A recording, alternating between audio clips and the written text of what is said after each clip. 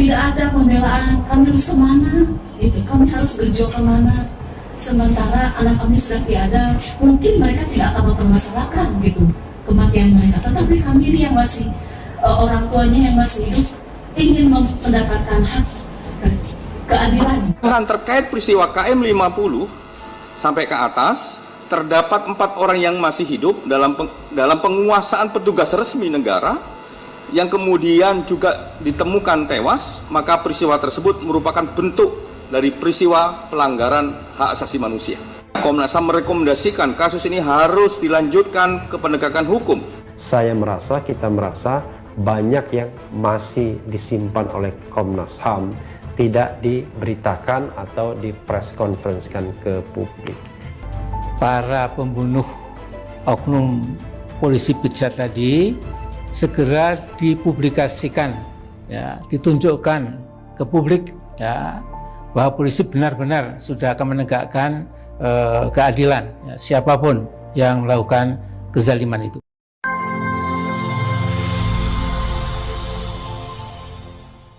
Kronologi singkat peristiwa meninggalnya 6 anggota Laskar FPI dilatar belakangi adanya kegiatan pembunuhan MRS yang secara aktif dimulai sejak tanggal 6, tanggal 7 Desember di saat rombongan MRS bersama sejumlah pengawal berjumlah 9 unit kendaraan roda 4 bergerak dari perumahan The Nature Mutiara Sentul di sebuah tempat di Kabupaten Karawang, Jawa Barat. Adapun kronologi singkat dijelaskan sebagai berikut. Yang pertama, mobil rombongan MRS dibuntuti sejak keluar gerbang tol perumahan, masuk ke gerbang tol Sentul Utara 2, hingga tol Cikampek dan keluar tol Karawang Timur. Pergerakan iringan mobil masih normal, meskipun saksi FPI mengatakan adanya manuver masuk ke rombongan. Versi polisi mengaku hanya sesekali maju mendekat dari jalur kiri tol untuk memastikan bahwa target pembuntutan berada dalam iringan mobil. Jadi pengakuan FPI dalam keterangannya ngomong kalau ada itu, tapi kalau polisi mengatakan cuma melihat aja, nggak, dan di rekaman video itu tidak ada penyalipan sebenarnya. Terus rombongan keluar pintu tol Karawang Timur dan tetap diikuti oleh beberapa kendaraan yang melakukan pembuntutan. Sebanyak 6 mobil rombongan MNS melaju lebih dulu dan meninggalkan 2 mobil pengawal lainnya. Jadi yang keluar gerbang tol pintu Karawang Timur itu 8, yang 6 melaju duluan, yang 2 itu ditinggal, yaitu mobilnya Denmandar, mereka sebut begitu, itu Avanza Silver, dan mobilnya Laskar khusus itu Chevrolet Spin, untuk tetap menjaga agar mobil yang membutuhkan tidak bisa mendekati mobil HRS dan rombongan. Yang berikutnya, kedua mobil FPI tersebut berhasil membuat jarak dan memiliki kesempatan untuk kabur dan menjauh, namun mengambil tindakan untuk menunggu. Akhirnya mereka bertemu kembali dengan mobil petugas K9143EL serta 2 mobil lainnya, yaitu B1278 KJD dan B1739 PWG. Jadi bertemu kembali mereka pada akhirnya karena ditunggu. Yang berikutnya adalah bahwa 2 mobil pengawal MRS dan Denmandar dan Laskar khusus yang masing-masing berisi 6 orang melewati sejumlah ruas jalan dalam kota Karawang dan turut diikuti oleh 3 mobil pembuntut. Mereka antara lain melewati Jalan Klari, melewati Jalan Raya Pantura, Surukonto, Jalan Ahmad Yani, Jalan Tarumanegara, Jalan Internasional Karawang Barat, hingga kembali menuju gerbang tol Karawang Barat.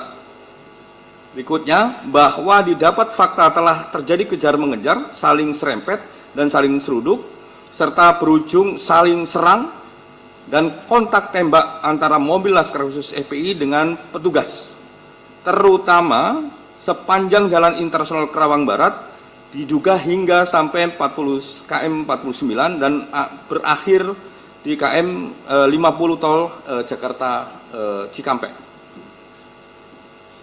Berikutnya, bahwa di KM 50 tol Cikampek, 2 anggota Laksus ditemukan dalam kondisi meninggal, sedangkan 4 lainnya masih hidup dan dibawa dalam keadaan hidup oleh petugas kepolisian. terdapat pula informasi di KM 50 terdapat pula informasi adanya kekerasan, pembersihan darah, pemberitahuan bahwa ini kasus narkoba dan terorisme, pengambilan CCTV di salah satu warung, dan perintah penghapusan dan pemeriksaan handphone masyarakat di sana.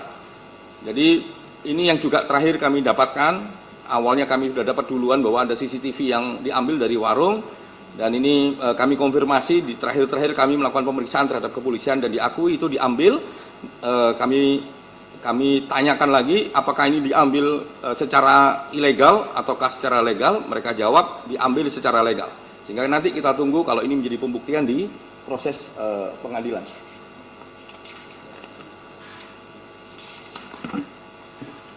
Oke.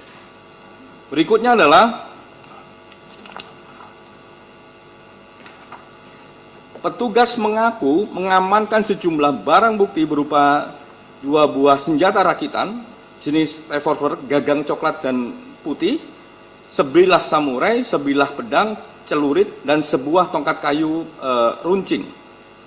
Bahwa 4 anggota Laksus tersebut kemudian ditembak mati di dalam mobil petugas saat dalam perjalanan dari KM 50 ke atas menuju Polda Metro Jaya, dengan informasi hanya dari petugas kepolisian tunggal gitu ya informasinya, yang terlebih dahulu telah terjadi upaya melawan petugas yang mengancam keselamatan diri sebagai diambil tindakan tegas dan terukur. Informasi ini oleh tim Komnas HAM tidak mendapatkan informasi kecuali informasinya dari petugas kepolisian. Kami tegaskan informasi dari petugas kepolisian. Nah, dari pokok-pokok kronologi tersebut, pokok-pokok temuan fakta singkat tersebut, pada pokoknya peristiwa di atas adalah yang pertama, bahwa terjadi pembuntutan terhadap MRS oleh Polda Metro Jaya merupakan bagian dari penyelidikan kasus pelanggaran terhadap protokol kesehatan yang diduga dilakukan oleh MRS. Yang berikutnya, terdapat pengintaian dan pembuntutan di luar petugas kepolisian. Yang ketiga, bahwa terdapat 6 orang meninggal dunia dalam 2 konteks peristiwa yang berbeda. Yang pertama, insiden sepanjang Jalan Internasional Kerawang Barat sampai diduga mencapai KM 49 Tol Cikampek yang menewaskan 2 orang laskar FPI. Substansi konteksnya merupakan peristiwa saling serempet antar mobil dan saling serang antar petugas dan laskar FPI, bahkan dengan menggunakan senjata api. Yang berikutnya, sedangkan terkait peristiwa KM 50 sampai ke atas, terdapat 4 orang yang masih hidup dalam penguasaan petugas resmi negara yang kemudian juga ditemukan tewas, maka peristiwa tersebut merupakan bentuk dari peristiwa pelanggaran hak asasi manusia.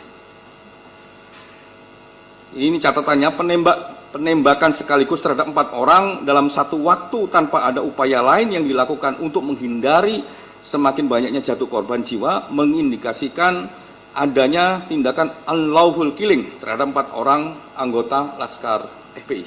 Jadi ini ada berbeda, 2 karena ada ketegangan, ada serempet-serempet, benturan-benturan antar mobil sampai tembak menembak dan berujung pada 2 orang yang meninggal.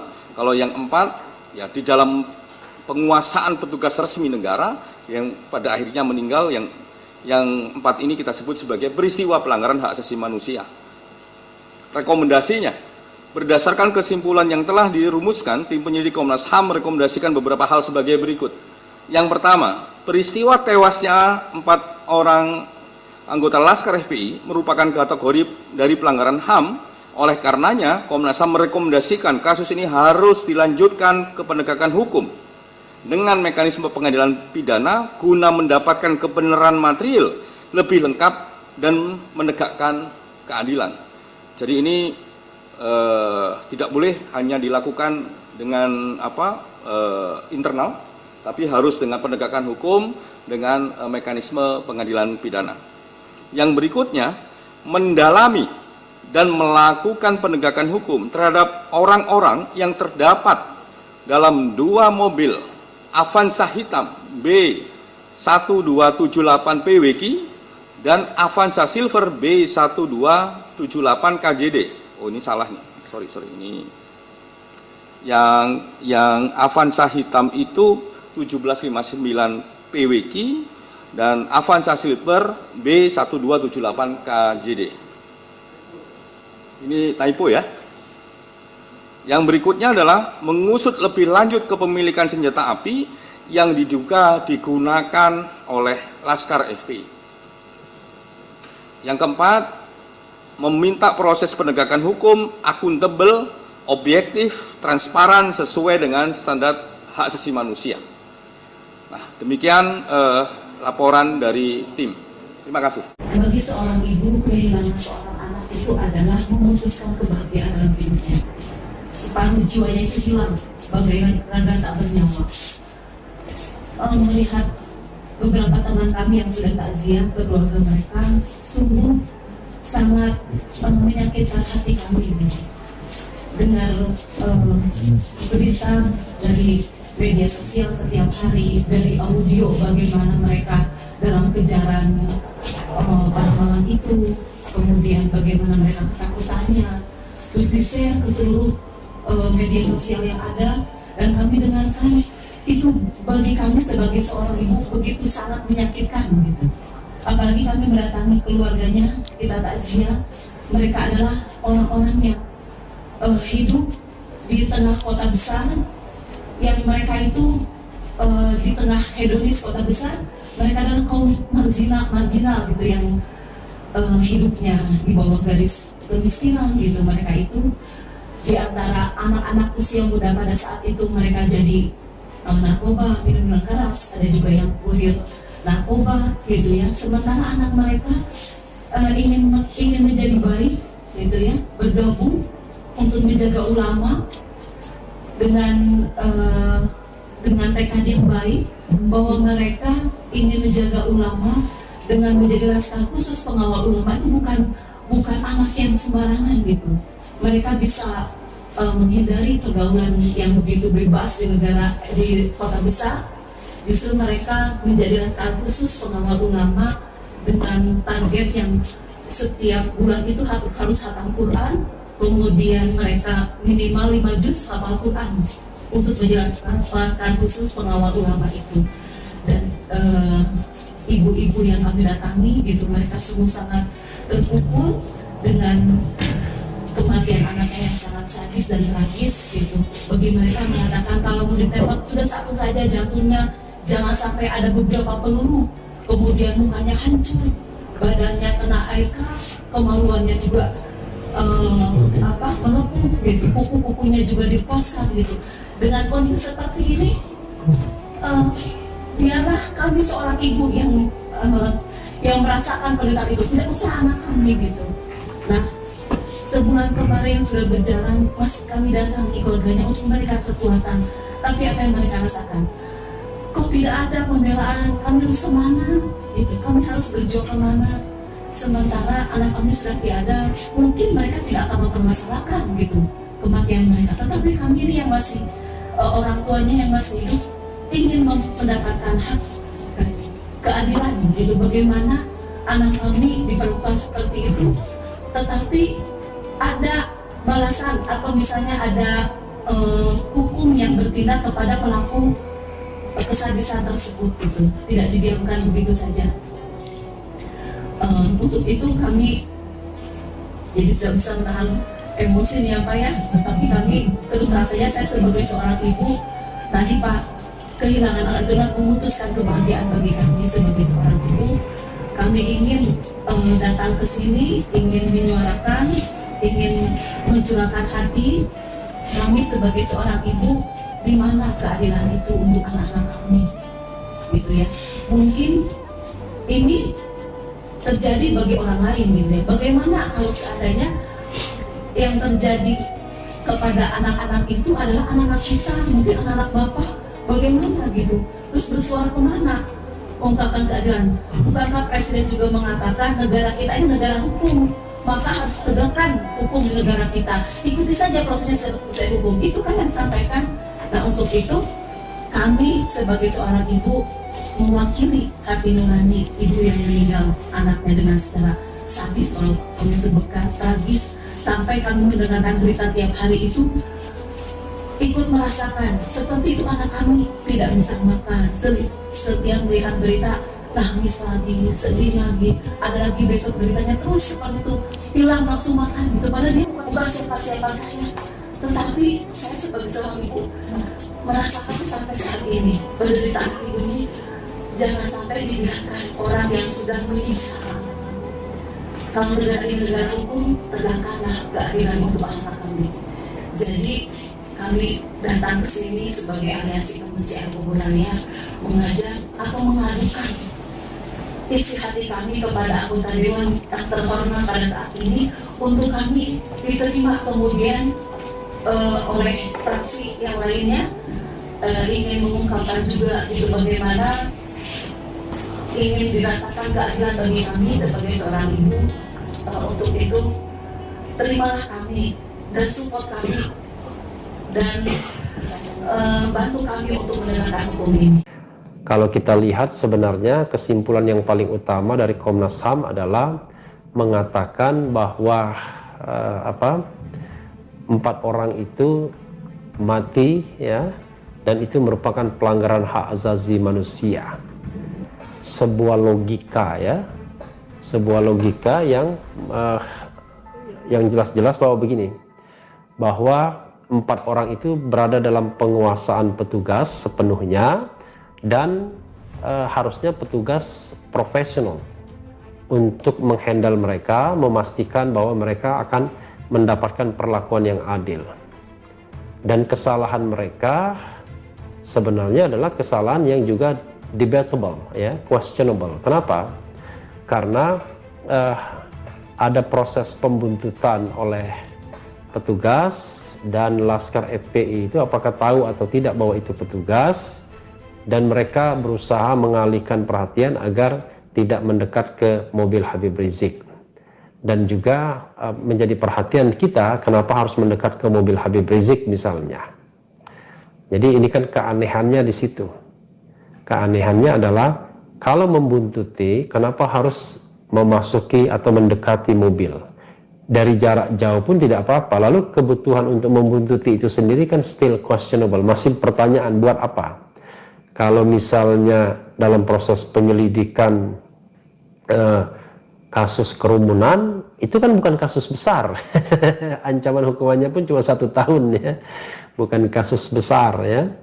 Jadi ya itulah, mungkin ada misi lain yang kita tidak tahu. Nah, misi lain itu yang sebenarnya oleh Komnas HAM tidak dijelaskan apa-apa ya, tidak dikatakan apa-apa. Jadi tidak heran sebenarnya kalau advokasi 6 Laskar FPI ini, tim advokasinya merasa agak kecewa dengan temuan Komnas HAM. Tapi apapun itu ya, one thing for sure adalah yang paling penting adalah bagaimana menindaklanjuti pelanggaran HAM yang sudah dikonstruksikan oleh Komnas HAM, yaitu tewasnya 4 Laskar FPI ini. Nah, adapun terhadap 2 ya harus ada tim independen yang bisa memberikan sebuah konstruksi yang lebih independen dan mungkin jauh lebih berani serta lebih banyak waktunya ya. Terkesan Komnas HAM menjustifikasi dalam tanda kutip kematian 2 karena dianggap itu sebuah tembak-menembak, padahal kalaupun itu tembak-menembak kan harus kita lihat kewajarannya. Berapa tembakan yang dilepaskan, apakah ada ancaman yang nyata sehingga perlu menghilangkan nyawa orang. Apalagi kalau dilihat bahwa yang mati itu karena bagian jantung. Kalau kita bicara tembak-menembak dari mobil ke mobil kan tidak mudah sebenarnya untuk mengincar tempat-tempat yang mematikan. Paling tidak ya mobilnya mungkin tembus peluru kiri kanan dan lain sebagainya. Jadi kita harus lihat kewajaran kalau memang ada kontak senjata. Nah, ini yang sepertinya tidak dilihat oleh Komnas HAM, malah Komnas HAM merekomendasikan untuk menyelidiki soal kepemilikan senjata itu yang menurut saya jadinya seperti mengalihkan perhatian yang utama, yaitu soal matinya 6 Laskar FPI itu. Harusnya kan Komnas HAM berkonsentrasi pada upaya atau dugaan pelanggaran hak asasi manusianya instead of tindak pidana biasa, misalnya tindak pidana kepemilikan senjata api dan lain sebagainya. Tapi rupanya Komnas HAM mungkin merasa terbatas waktunya, mungkin juga terbatas narasumbernya, mungkin juga ada soal-soal lain. Tetapi hal yang tidak bisa dihindarkan dari kesimpulan Komnas HAM itu adalah bahwa 4 orang dalam penguasaan petugas itu meninggal. Versi petugas adalah karena mereka mau merebut senjata petugas ketika dibawa dalam mobil Daihatsu Xenia yang tidak tahu juga berapa isinya, ya, karena dalam laporan Komnas HAM itu tidak disebutkan 4 orang dalam penguasaan polisi itu bagaimana bisa tewas. Tapi intinya adalah ada 4 orang dalam penguasaan petugas dan kemudian dia ditemukan tewas.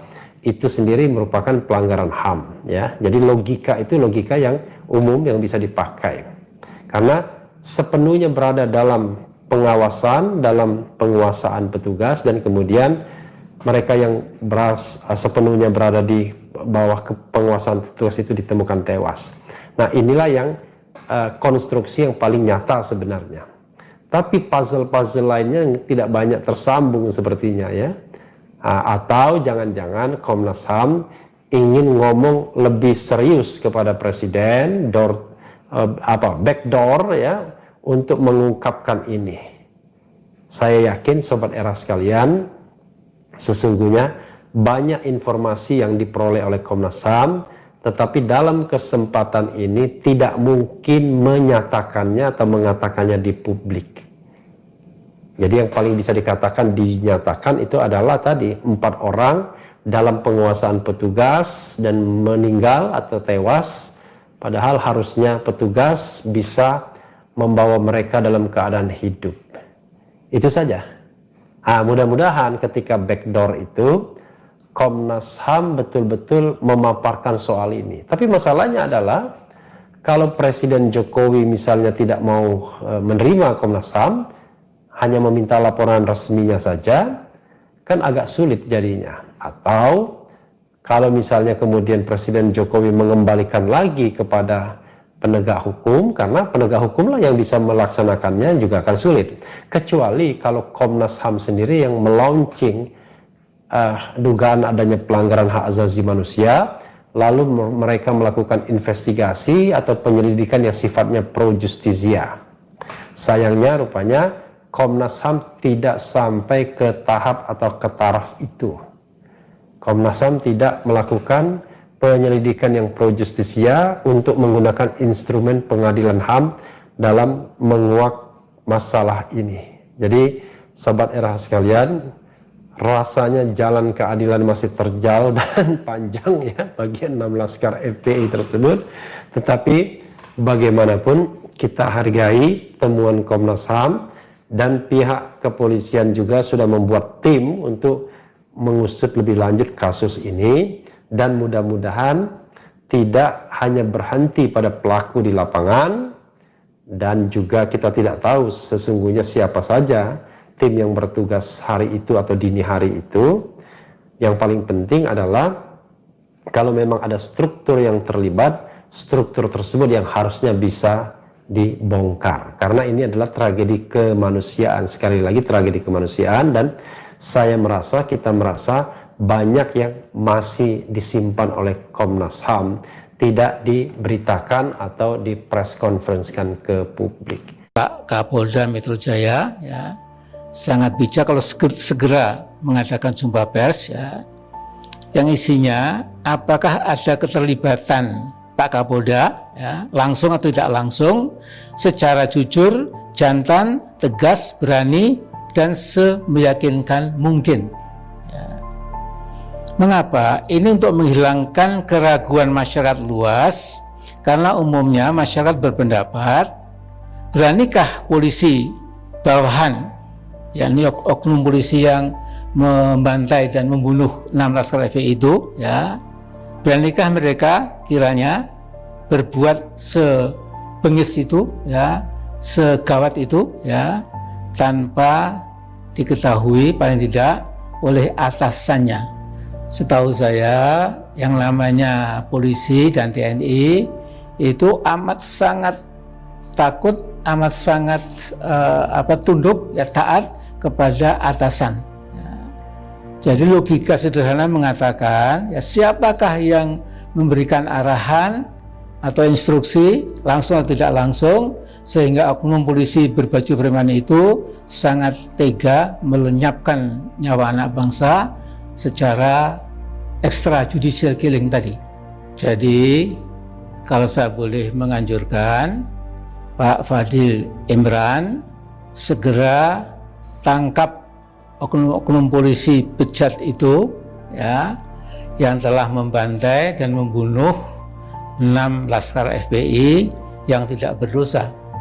Nah, kemudian para pembunuh oknum polisi bejat tadi segera dipublikasikan, ya, ditunjukkan ke publik, ya, bahwa polisi benar-benar sudah akan menegakkan keadilan, ya, siapapun yang melakukan kezaliman itu, ya. Jadi saya sarankan oknum-oknum polisi itu segera diborgol, ya, seperti ketika Habib Rizik Syihab juga diborgol, ya. Kemudian ditunjukkan tampang mereka, ya, supaya dikenali oleh kita semua. Nah, itu ada titik terang. Tapi kalau tetap dilindungi, ya Allah yang akan memberikan